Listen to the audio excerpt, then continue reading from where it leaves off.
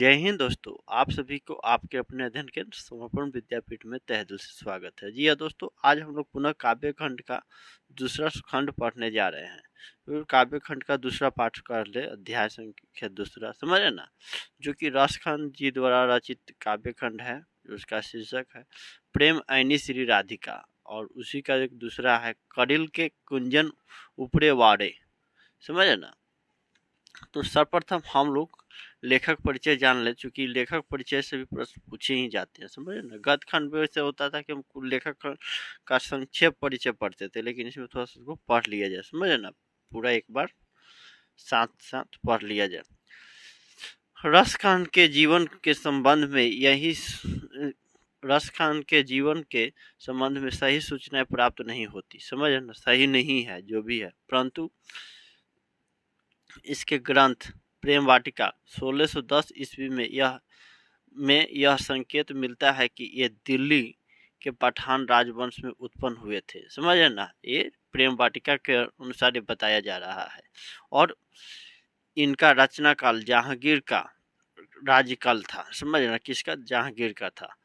जब दिल्ली पर मुगलों का आधिपत्य हुआ और पठान वंश पराजित हुआ, तब ये दिल्ली से भाग खड़े हुए और ब्रजभूमि में आकर कृष्ण भक्ति में तल्लीन हो गए।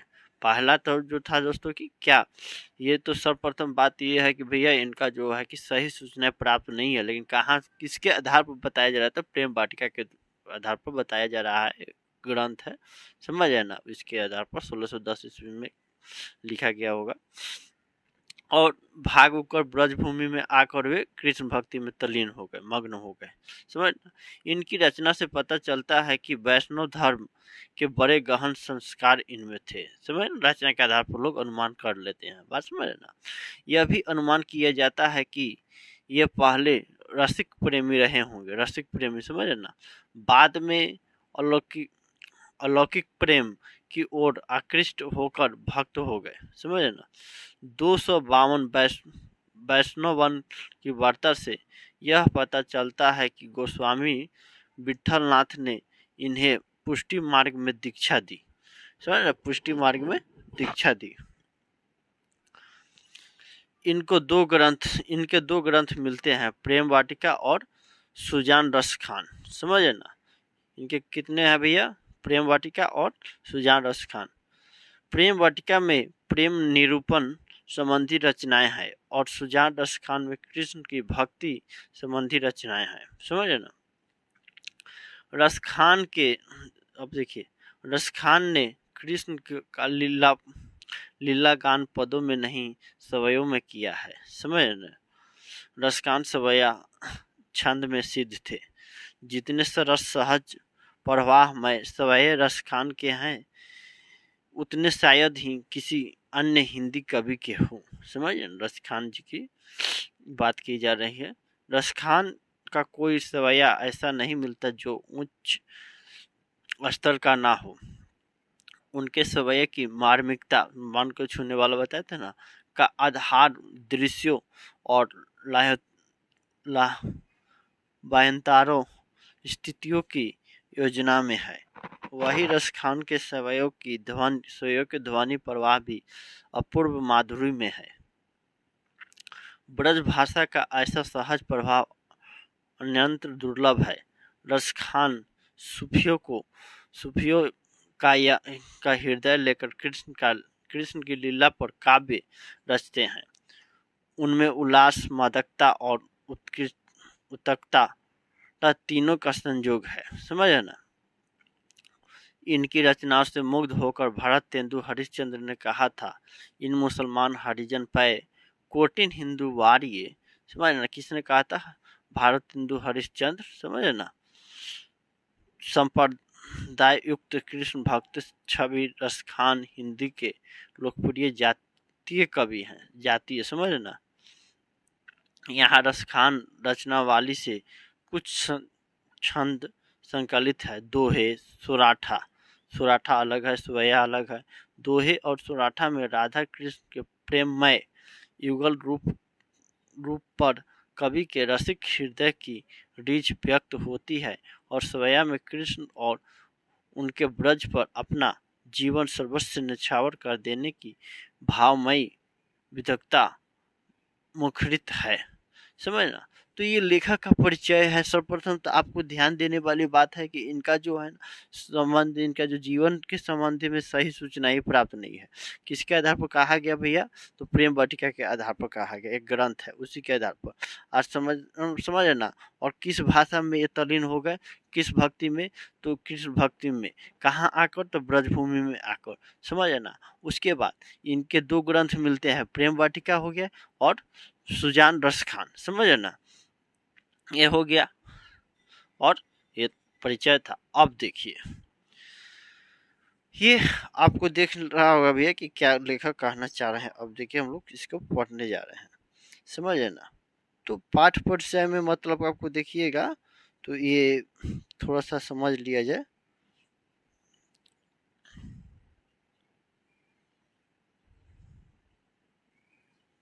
और इनका मृत्यु, जन्म ये सब नहीं बताया गया है। समझ ना। लेकिन इनका जो उत्प्रेरित होकर ब्रजभूमि में रहने लगे और मृत्यु तक वहीं रहे। ब्रजभूमि में ही मतलब मृत्यु ही हुआ है। समझ ना। तो देखिए पहले पाठ परिचय क्या है। प्रस्तुत पाठ में रसखान के 2 पद संकलित है। प्रथम पद दोहे, ये दोहा है। समझ ना। ये दोहा हो गया ईश्वरोठा। दोहे और सुराठा छंद है जिसमें राधा और कृष्ण के प्रेममय युगल रूप का अति हृदयहारी वर्णन है। इसमें राधा कृष्ण के मनोहर रूप पर कवि के हृदय की आकर्षण व्यक्त हुई, जबकि दूसरे पद में कवि हर स्थिति में ब्रज में जीना चाहता है। इसमें ब्रज के प्रति कवि का भावपूर्ण समर्पण व्यक्त है। समझ ना। ये ब्रज की कहा गया है, ब्रज पर आधारित है। और पाला जो, तो आइए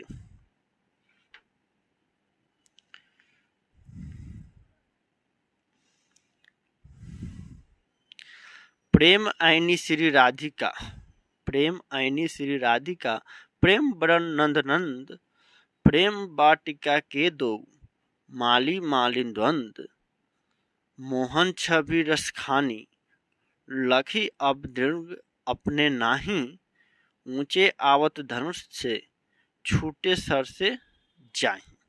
समझ है ना। तो आपको लग रहा है भाई क्या है, मंत्र पढ़ रहे नहीं। देखिए एक बार और इसको पढ़िएगा तो थोड़ा सा देखिए। प्रेम आईनी श्री राधिका, प्रेम वरण नंदनंद, प्रेम वाटिका के 2 माली मालिन द्वंद, मोहन छवि रसखानी, लखी अब दीर्घ अपने नाही, आंचे आवत धनुष से छूटे सर से जाही। देखिए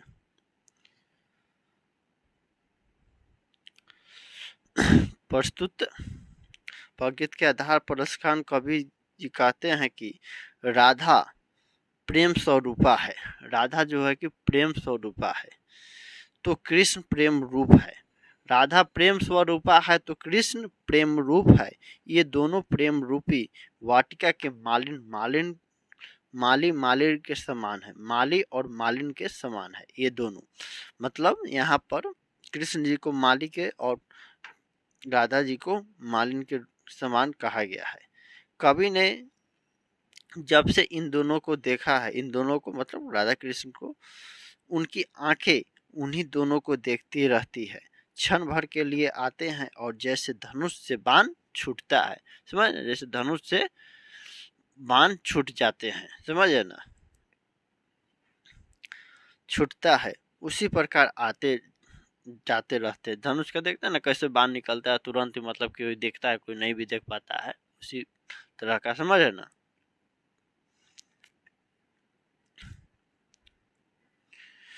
मो मन मानिक लय गयो चित्ते चोर नंद, अब बेमन मैं क्या करूं, परी फेर के फंद। समझ ना। प्रीतम नंद किशोर जा दिन ते नैनिन लाग्यो, मन पावन चिच्चोर पलक ओट नहीं करी सको। देखिए, ये इसको पढ़िएगा ना तो समझ में आ जाएगा, उतना भी नहीं मतलब है, ब्रज भाषा समझ ना, थोड़ा खड़ी भाषा का प्रयोग किया रहता है। मो मन मानिक ले गयो चीते चोर नंदन, अब बेमन मैं क्या करूं, परी फेर के फंद, प्रीतम नंद किशोर जा, दिनते नैनानी लग्यो, मन पावन चित चोर, पलक ओट नहीं करी सके। देखिए, इस पंक्ति में रसखान जी कहते हैं, श्री कृष्ण ने उसके मन को चुरा लिया। किनके? लेखक के मन को चुरा लिए हैं, जिस कारण मन इच्छा रहित हो गया है, मतलब कोई इच्छा अब नहीं रह गया। वह इस समय प्रेम के जाल में बुरी तरह फंस गया है। रसखान अपनी व्यवस्था प्रकट करते हुए कहते हैं कि जिस दिन से श्री कृष्ण और राधा जी का दर्शन हुए हैं, समझ है ना, उस दिन से उनका कोई मन नहीं लगता है, समझ है ना, और उनको लगता है कि उसने उनका मन चुरा लिया है, और हर संभव हर क्षण कृष्ण एवं राधा के रूप में सौंदर्य को अपलक देखते रहते हैं। मतलब पलक ना, मतलब जब तक एकदम पूरा, समझ है ना, पूरा उसी में मग्न है, चारों तरफ उनको वही दिख रहा है। पावन चित चोर, पलक ओट नहीं कर सके, मतलब बंद नहीं कर सकते उनको देखकर, समझ है ना, ऐसा, समझ है ना। तो ये है यहाँ पर कि भाई क्या हुआ नहीं है, समझ है ना। तो पहला जो यही है कि दोहा है, और यहाँ पर पहला में आपको तो पता ही है कि मतलब क्या कह रहे हैं, क्या क्या बोलते हैं, राधा और कृष्ण के प्रेम में युगल के रूप का अति हृदय मतलब हृदय यारी वर्णन है, समझ है ना। और इसमें ऐसा उनका मनोहर चित्र का मतलब चित्र का वर्णन किया गया है, जिससे कि कभी अपने आप को नहीं रोक पाते हैं, समझ है ना। और तीसरा में देखिए भैया सोरोठा है, इसमें सोरोठा, करेल के कुंजन ऊपर वारे, समझ है ना। देखिए, कभी देखिए या लकुटी अरु कमारिया, पर राजे तीहू तीहू पुर की ताजी डारो, आठहुं सीधी नव निधि को सुख नंद की गाई चराई बिसारो, रसखानी का वो इन आखिन सौ ब्रज के बनबाग तराग निहारो, कोटिक रौ कल धौत के धाम, करिल के कुंजन ऊपरे वारो। देखिए फिर पढ़िए, समझ है ना, ये दो लाइन एक बार पढ़ेंगे तब समझ में आएगा। या लकुठी अरु कमारिया, पर राजू तीहू पुर की ताजी डारो, आठहुं सीधी नवनिधि को सुख नंद की गाई चराई बिसारो। मतलब देखिए, इस पंक्ति में रसखान जी कहते हैं, कबीर कहते हैं, अपने हार्दिक अभिलाषा प्रकट करते हुए बता रहे हैं कि श्री कृष्ण की लाठी और कंबल पर तीनों लोक के राज्य का त्याग, समझे ना, त्याग कर दूं, नंद बाबा की गाय चराने का अवसर मिल जाए तो आठों प्रकार की सिद्धियां तथा नौ सिद्धियां के सुखों का त्याग करने में मुझे कष्ट महसूस नहीं होगा। मतलब क्या मिल जाए उनका, तो समझे ना, श्री कृष्ण की लाठी और कंबल पर तीनों लोक के राज्यों का त्याग कर दो, नंद की गाय चराने का अवसर मिल जाए, तो गाय चराने का अवसर मिल जाए तो इसको कह रहे हैं कि ऐसे त्याग कर सकता हूँ, समझ है ना। ये अपने आप को कह रहे हैं कैसे मिल जाए तो रहने का वहां पर बता रहे हैं। रसखानी कबो इन आखिन सब ब्रज के बनबाग त्राग निहारो, कोटिक रौ कलधौत के धाम, करेल के कुंजन ऊपर वारे।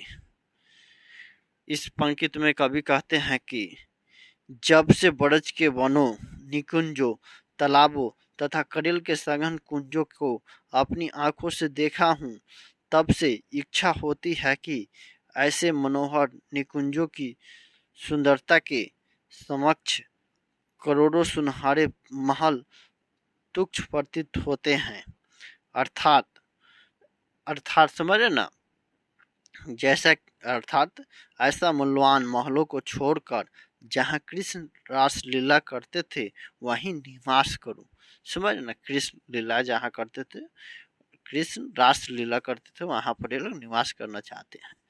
तो ये लेखक ब्रज मतलब क्या बोलते हैं, ब्रजभूमि में रहना ही चाह रहे हैं, वहीं पर इनको मन लग गया है। पहला में जो है कि उनका प्रेम को दिखा रहे हैं, समझ है ना।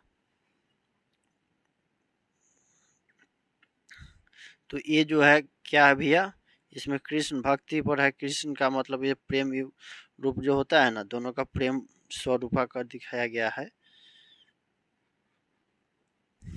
तो एक बार इसको हम लोग एक बार देखिए शब्दार्थ से इसको पढ़ लीजिएगा ना भैया, तो आपको समझिए कि लगभग समझ में आ जाता है। इसमें ज़्यादा कोई सोचने की आवश्यकता नहीं है। और आपको मतलब मैं बता दूं कि जहाँ तक संभव हो आपको मतलब इसका अर्थ भी आपको मतलब लगे कि हाँ भैया अर्थ नहीं आता तब बता सकते हैं। ऐनी गृह खजाना, वरण वर्ण रंग, दृग आँख, अचे खींचे सर बाण, मानिक माणिक्य रत्न विशेष, समझना, चीते देखकर, लकुटी छोटा लाठी, लकुटी छोटा लाठी, छोटी लाठी, कमारिया कमारिया कंबल कंबली, तिहुपुर तीनों लोग, विसारो विस्मृत कर दूं बुला दूं, तराग तालाब, कोटिक करोड़, कलधौत इंद्र वारो नछावर कर दूं, कुंजन बगीचा, कुंज का बहुवचन है, मतलब बगीचा, कुंजन कुंजन, समझ ना। तो मैं समझता हूँ कि आपको समझ में आया होगा दोस्तों। फिर भी आपको लगे कि हाँ यहाँ पर ऐसा न ऐसा होना चाहिए, तो आपको निस्संदेह मुझे सूचित कर सकते हैं, ताकि समय रहते यथासंभव हम लोग सुधार कर सकते हैं दोस्तों। ठीक है, मिलते हैं अगले क्लास में, तब तक मुझे याद दीजिए। जय हिंद, जय भारत।